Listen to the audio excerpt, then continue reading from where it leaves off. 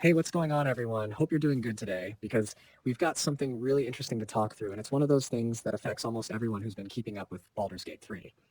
If you've been playing recently, you might have seen the newest little patch that came out, version 1.80503. And honestly, there's more to it than it might seem at first glance. On the surface, it looks like just another quick hotfix, the kind of thing you download, shrug, and move on with your game. But there are some pretty important details behind it, and I wanted to really break it down in a conversational way, just so anyone who might be experiencing the issues or just curious about the patch can really understand what's happening here. So the story here is that Larian Studios, the team behind Baldur's Gate 3, pushed out this new hotfix mainly to address a very specific but super frustrating problem that's been hitting players on PS5. If you've been playing on console, you might have noticed that sometimes when you're managing your party or opening up menus tied to character switching, the game would just freeze completely. Imagine being deep into a quest. Maybe you've got your squad lined up for a tricky encounter, and then suddenly you hit that L2 trigger to manage the party, and the whole thing locks up on you. That's not just annoying, it can ruin an entire play session. Larian recognized that this was hitting a lot of people, and they pushed this fix out as fast as they could. But here's where it gets interesting. Even though the issue was most prominent on PS5, the fix actually involves how controller inputs are handled across the board, which means they had to extend this to other platforms too. So yes, PC players are getting it, and Xbox and macOS are supposed to be updated as well in the next rollout. Now, if you think about that for a second, it shows how interconnected the code paths are in a game like Baldur's Gate 3. You'd think maybe the PS5 has its own specific way of handling controllers, right? But under the hood, Larian built systems that are consistent across platforms. So if you patch something in controller handling for one, you don't want to leave the others behind because suddenly you'd have different behaviors depending on what you're playing on. That would create its own set of problems. And honestly, you don't want input mismatches in a game that relies so heavily on precise control. That's probably why they've made this decision to roll it out broadly instead of just saying, okay, PS5 only, we'll leave the rest alone. And speaking of the rollout, this update comes not long after the previous hotfix, which was 1.800.502, sometimes referred to as hotfix number 34. That one also had a bunch of stability improvements, and so you can see Larian really pushing patches on a pretty rapid schedule lately.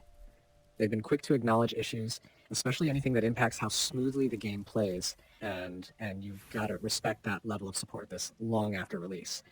A lot of studios might have slowed down by now, but Baldur's Gate 3 has just been so massive and so player-driven that it feels like they're committed to keeping it in top shape for as long as possible. Now, I want to talk a little bit about what players have actually been experiencing, because the freezing wasn't always consistent. Some people reported it would happen every single time they tried to use the party management system, which basically made the game unplayable for them on console. Others said it was occasional, but still disruptive. And then you had this whole other group of people who were using mods, specifically mods that increase party size or allow for extra companions beyond the standard 4. And they were seeing freezes too. So at first, there was a bit of confusion. Was this a mod issue? Was it the base game? Or was it some strange mix of both? Turns out it was both in a way. Even players without mods were running into it, so that made it clear pretty quickly that this wasn't just the modding community pushing the game too far. Still, if you do run mods, especially ones that mess with your party slots, it probably made the bug rear its head more often, which is why so many people in those community forums were reporting it. Larian also gave players a couple of temporary workarounds while they were getting the patch ready. If you're on PS5, they suggested disabling performance mode and also turning off adaptive triggers in the settings. Both of those are really tied into how the controller and graphics engine interact, so it makes sense they'd suggest that. And you know what? A lot of people said those tricks actually worked, at least enough to keep the game playable while waiting for the official fix. It's a good reminder that sometimes even big problems can be sidestepped if you tweak the right little setting, though obviously that's not a long-term solution. Nobody wants to be locked out of performance mode forever just to avoid a freeze. So what happens if you haven't installed the patch yet, or maybe you're still seeing issues? First thing you should do is check your version number. On consoles, it's pretty easy. Go to the game's info screen and it'll show you what build you're on. On PC, just launch through Steam or your launcher of choice, and it should automatically update. But you can double check by looking at the build number in the bottom corner of the main menu. If it says 1.8700.503, you're good. If not, you need to force an update. Sometimes consoles lag a bit behind depending on your region or if you've got auto updates disabled. If you're still seeing freezes even after updating, that's when you want to look at your own setup. Do you have mods installed? Try disabling them. Do you have an old save that might be corrupted? Try loading something earlier. And if none of that works, the best thing you can do is report it directly to Larian's support page. They've got a dedicated bug submission system, and they've been pretty responsive about cataloging and addressing issues, especially ones that affect stability across the board. Now let's zoom out for a moment and think about what this says about Baldur's Gate 3 in general. The fact that people are still playing so actively that bugs like this get identified and patched almost instantly just shows how massive this game is in the long run. A lot of titles release, get their first wave of bug fixes, and then fade into maintenance mode. But BG3 feels like a living game in some ways, and even though it's not a live service title in the traditional sense, the way Larian supports it feels almost like it is. They're giving it that kind of ongoing care that you'd expect from something like an MMO, even though at its heart it's a single-player RPG. And then you think about the community side of it. This is a game where mods are thriving. People are creating crazy new content, expanding party sizes, reshaping mechanics, even tweaking visuals.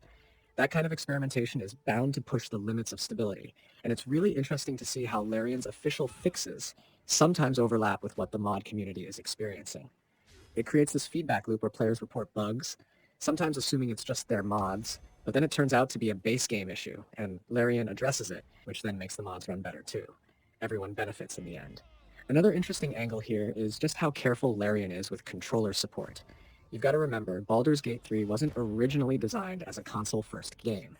This was a PC RPG at launch, and controller support was added and polished over time. So, the fact that controller input handling is now so central to patches tells me they've put a lot of thought into making sure the console audience feels just as taken care of as the PC crowd. That's huge, because not all studios do that. Sometimes console ports feel like an afterthought, but here it's clear Larian wants the experience to feel seamless no matter what platform you're on. Now, the timing of this patch is also important. We're in October 2025, and we're still seeing consistent support. That's 2 years out from the original release window. And honestly, how many RPGs get that level of love this far down the road? Not many. It makes me think about what's next for Baldur's Gate 3.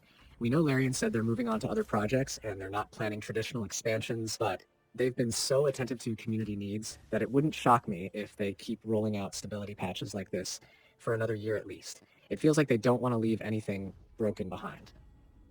And maybe this is just me speculating, but I think fixes like this also set the stage for longevity. If they ever do decide to release some kind of enhanced edition, or maybe even bring Baldur's Gate 3 to future consoles down the line, these small fixes add up to a very polished product. It's like a foundation that keeps getting reinforced.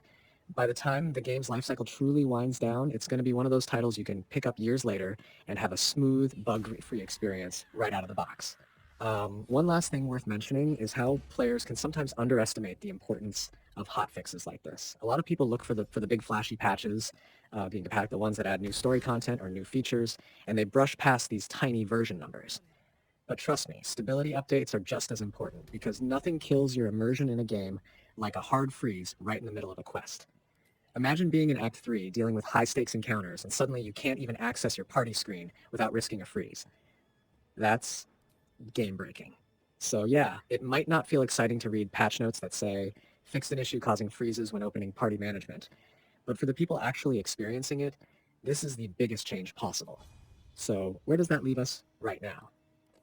Well, if you're playing on PS5 or PC, you should already have the patch available. If you're on Xbox or macOS, you'll probably get it within the week, since Larian said it's rolling out there next. If you're running into problems, try the workarounds I mentioned, keep your mods in check, and make sure you're always checking that version number.